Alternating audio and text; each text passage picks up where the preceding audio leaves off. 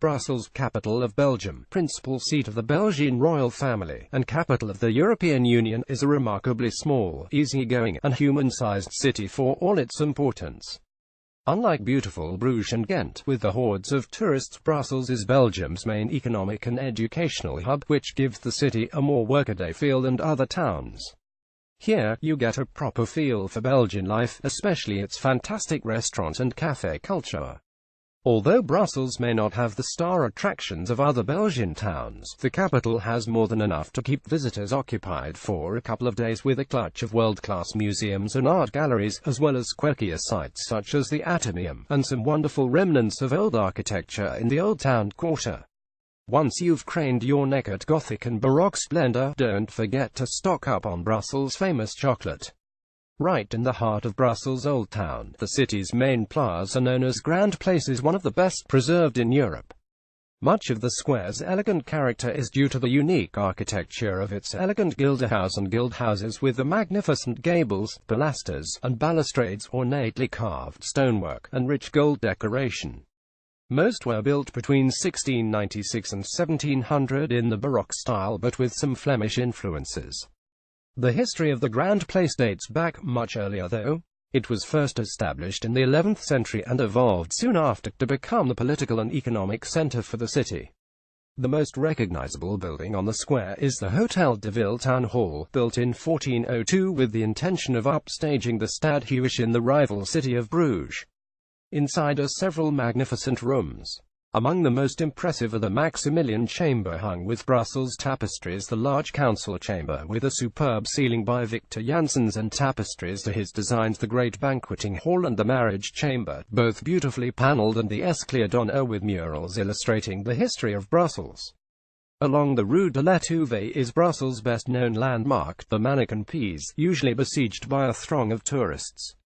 Although he can be traced back to at least 1388, nothing much is known about the origin of the figure of the little boy urinating, popularly referred to as the oldest citizen of Brussels. The mannequin is, however, surrounded by various legends. According to one, the fountain is a memorial to a courageous infant who averted a conflagration. According to another, it commemorates the son of a count who succumbed to a pressing urge while taking part in a procession. The present statue was made in 1619 by Jérôme Duquesnoy the Elder and has been stolen on several occasions, though always recovered. During major celebrations, events, and festivals in Brussels, the statue is famed for being dressed in costume. Dedicated to St. Michael and St. Gudula, the patron saints of Brussels, this Gothic church was first founded in 1225 but only completed in the 15th century. The facade is impressive, rising majestically above a broad flight of steps and crowned with twin 69-meter-high towers designed by Jan van Ruysbroek. The beautifully proportioned interior, 108 meters by 50 meters, is lavishly furnished and is home to some outstanding stained glass windows created by Bernard van Orley. Head to the transepts to see the finest examples depicting Charles V and Isabella of Portugal south transept, and the Hungarian royal pair Louis II and Mary north transept, and then into to the Chapel of the Holy Sacrament, to the left of the choir, where the window illustrates the story of the miracle of the Host. In large print map embed less than greater than St. Michael's Cathedral map. This gorgeous 1906 building, designed by Victor Horta, is home to the wonderful comic strip center, devoted to the history of cartoons and comic strips in the country that gave the world the Smurfs and Tintin. A constantly rotating exhibition of 200 original comic strip drawings by Belgian and French comic artists is shown here. In addition, the museum documents the rise in popularity of Belgian and French comic strips through a cleverly curated collection of original manuscripts, draft sketches, and imaginatively reconstructed sets, including Lucky Luke's Saloon and Tim Strappy and Captain Haddock's Moon Rocket. The most important building on this square is the Royal Palace Palais Royal, used by the Belgian royal family as an official residence. The Belgian flag, flown from the roof, signals the sovereign's presence, and a ceremonial changing of the guard takes place every day at about 2:30 p.m. Surrounding the palace are an ensemble of cultural buildings boasting neoclassical facades. The Palais des Academies, home of the Royal Academy of Sciences and once the residence of the Crown Prince of Orange, and the Palais des Beaux Palais Vosconet Kunst on the west side of the plaza, designed and built in the 1920s by Victor Horta, are two of the finest examples. Belgium's Royal Museum of Fine Arts 187,581 is one of the largest and best art galleries in the world.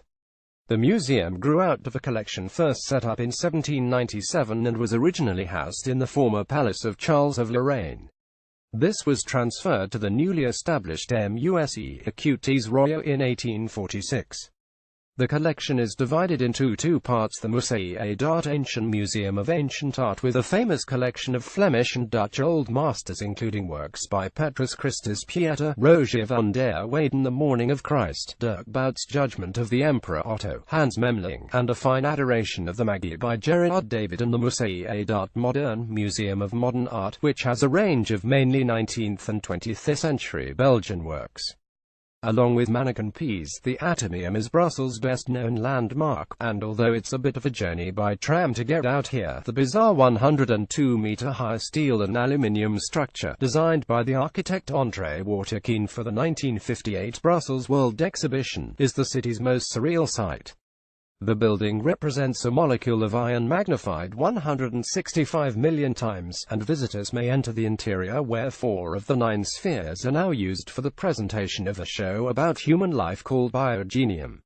The majestically proportioned Church of St. Catherine was built in 1850 in a blend of Romanesque, Gothic, and Renaissance styles to replace an earlier building. Of particular interest in the interior are the 14th or 15th century figure of a Black Madonna and a painting by de Crayer. The 11th to 12th century Tour Noir, which stands behind the church, is a remnant of the old city wall, while on the west side, the delightful fish market is a reminder that this was once one of the old town quays. Even when seen at a distance from the fish market, the magnificent facade of St. Jean-Baptiste au Béguinage Cathedral is an impressive sight. The church, all that remains of a Beguine convent founded in the 13th century, was built between 1657 and 1676. Designed by Luc Faidherbe, it is one of the finest Flemish-Italian Baroque churches in Belgium. Among the items of note in the light and spacious interior are the beautiful pulpit and the many paintings, including 7 by the Brussels artist Van Loon. The Mont des Arts was created between 1956 and 1958, occupying the elevated site between the Place Royal and the Place de l'Albertine. The architecturally imposing complex of large buildings includes the Bibliothèque Albert I and the strikingly modern Palais de la Dynastie and Palais de Congrès. For the square between them is a fine view of the lower central city. The Bibliothèque Albert I was founded during the period of Burgundian rule and comprises more than 3 million volumes together with a valuable collection of manuscripts and several interesting museums. The 15th to 16th century Church of Notre-Dame du Sablon ons le Vieux op des Avals, generally considered one of the loveliest late Gothic churches in Belgium, was built as a replacement for a small chapel first erected on the sandy expanse of the Sablon by the Crossbowmen's Guild in 1304. The interior of the church is breathtaking, in particular because of its marvelous stained glass. Also of interest is the burial chapel of the Thurn und Taxis family, partly the work of Luc Faidherbe. Kept in the sacrarium is a figure of the Virgin, a copy, so legend has it, of a Madonna brought to the chapel in 1348 by a woman from Antwerp, Beate to whom the Virgin had appeared. The Parc du Cinquantenaire was established in 1880 to commemorate the country's 50th anniversary. Its centerpiece is the monumental Palais du Cinquantenaire, the 2 wings of which linked in 1905 by a massive triumphal arch designed by the French architect Charles Guiraud, house 2 of Brussels' most interesting museums. The Royal Art and History Museum is home to one of the most extensive tapestry collections in the world, and a Belgian Army Museum and Museum of Military History Koninklijk Museum van het Leger en van de Militaire Geschiedenis provides an overview of the development of military technology and of the major campaigns fought on Belgian soil. Enlarge map print map embed less than greater than Parc du Cinquantenaire Double Park map. Although the Château Royal, home of the Belgian royal family, is not itself open to the public, the park surrounding it at Laeken is. There are delightful footpaths and a number of attractions worth seeing, such as the monument to Leopold I at the center of the circular flower bed in front of the palace. The Japanese Tower, in the northernmost corner of the park, was originally built for the Paris exhibition of 1900. The hothouses, erected in Leopold II's time, are the highlight of the gardens and are open to the public during April and May when many of the plants are in flower. The Kokelberg district is dominated by the massive Basilique Nationale du Sacré-Cœur National Basilique van het Heilig Hart, the fifth largest church in the world and brainchild of Leopold II, begun in 1905 to mark the country's 75th anniversary. The building was only completed in 1970. Not surprisingly, it displays something of a mixture of styles, impressing nevertheless by its sheer size, 141 meters by 107 meters. Inside is an excellent collection of art and an ongoing exhibition on the history of the basilica. The picture of Christ giving his blessing, which hangs above the altar, is by Georges Min. For the cupola is a breathtaking view of the city and across the countryside to Antwerp. Binoculars can be rented on site.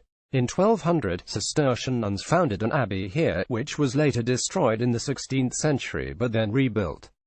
Now, set in lovely French gardens.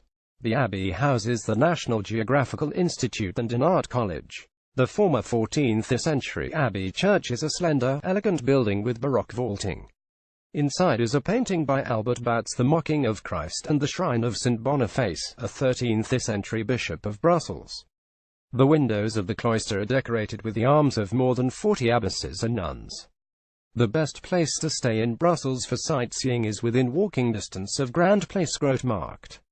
This wide square in the heart of the old town is popular for its great shopping, dining, and well-preserved architecture, and is a great place from which to explore attractions such as the Manigan Pease Fountain and Saint Michel Cathedral.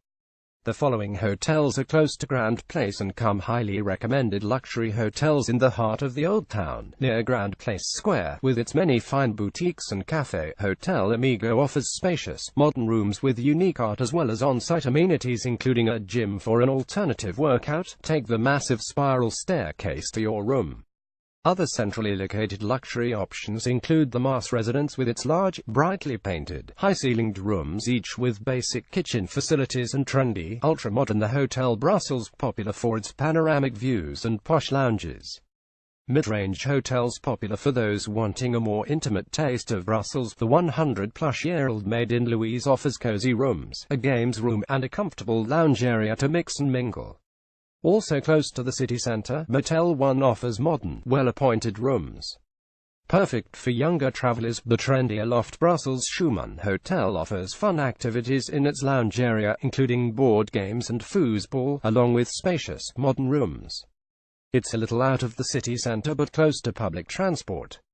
Budget hotels always busy. The centrally located Meininger Hotel Brussels city centre with its modern, no-frills rooms is perfect for young travellers. Also worth considering are the following family-run hotels: Hotel Le Grande Cloche, with some rooms large enough for cots, and Hotel Noga Brussels, with its intimate, brightly painted rooms and richly decorated lounge and foyer. Sightseeing. A convenient and flexible way to see the city sights is aboard the Brussels Hop-on Hop-off tour, which stops at 22 different points around the city, including Grand Place, the Athenaeum, and the Royal Palace. Thanks to the informative commentary, you can learn about the city's prime attractions from the comfort of an open-top double-decker bus, hopping off to explore your favorite sites. If you're a chocoholic, the Brussels Chocolate Walking Tour and Workshop appeals to all the senses. This 4-hour guided tour visits historical landmarks as well as the city's best chocolate shops with free tastings and culminates in a workshop, where you can learn about the history of chocolate, watch a demonstration, inhale the sweet aromas, and create your own treat to take home. Day trips from Brussels. It's easy to explore Belgium's other world-class cities and even neighboring countries on a day trip while basing yourself in one place. A popular excursion is the full-day Ghent and Bruges day trip from Brussels, which explores the historical and cultural attractions of these beautiful UNESCO-listed cities. This is a fun and time-efficient way to see the picturesque Belgian countryside and visit iconic city sites, such as Ghent's St. Bavo's Cathedral and the Basilica of the Holy Blood in medieval Bruges. The Amsterdam day trip from Brussels allows you to visit another country without changing bases. On this full-day guided tour, you travel through the pretty windmill country of both Belgium and Holland and explore the quaint cobbled streets and canals of Amsterdam, visiting top sites such as Dam Square, the Anne Frank House, and the Royal Palace. Luxembourg is also a day trip away, and the Luxembourg day trip from Brussels to countries in one-day tour takes you to all the highlights without the need to research attractions and worry about navigating your way around. The tour includes a scenic drive through the gorgeous Ardennes region, a tour through Luxembourg's Old Town, and a chance to explore the pretty town of Dinan and its 13th-century cathedral. Enlarge map print map embed less than greater than Brussels map attractions. Enlarge map print map embed less than greater than Brussels walking tours map hotels where to stay in Brussels.